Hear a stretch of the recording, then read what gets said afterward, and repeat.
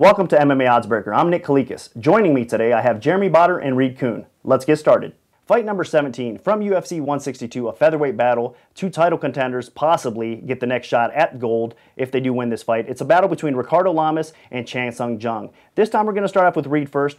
An awesome battle. Of course, it's going to be close to a pick'em fight, but I am going to lean a little bit towards Lamas as far as the odds go. I'm going to open up Lamas minus 135, the comeback on Jung minus 105. Reed, with your $5 donated bankroll, give me your take and give me your bet.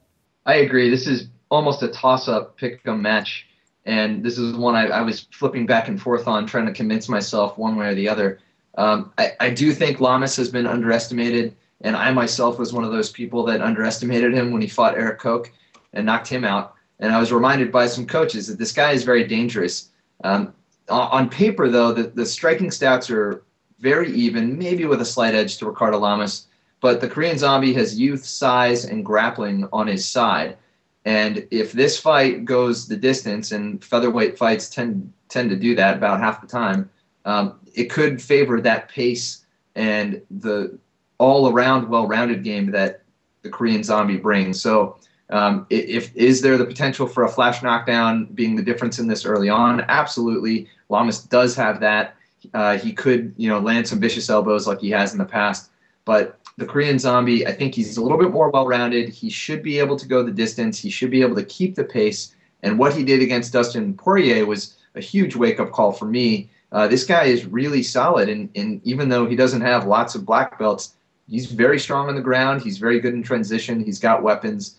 And for those reasons, I'm going with Jung. Okay, so Reed is going to come in on the slight underdog, like I said, pick-up fight, but you're going to lay minus 105. It's going to be $525 to win $500 on Jung. Let's throw it over to Jeremy Botter. It's Jung versus Lamas. I like both of these guys a lot, and it's amazing to me thinking back that the Korean Zombie was considered just an average, not an average-ish fighter in the WC, but then he comes over to the UFC and has just been a revelation. It's been excellent. Every aspect of his game has improved, and the same goes for Lamas. Lamas has been just outstanding since coming to the UFC.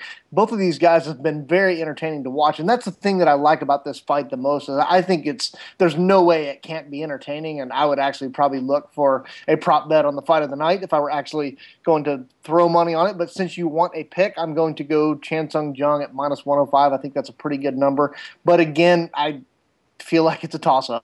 All right, so Jeremy Botter also going to take Jung here, minus 105, $525 to win $500. Both of our experts do agree that Jung, it is a pick-em type of fight, but Jung might have the slight advantage here, so I am going to adjust the odds. It's going to open exactly a pick-em, minus 120 either way when it does hit 5 dimes.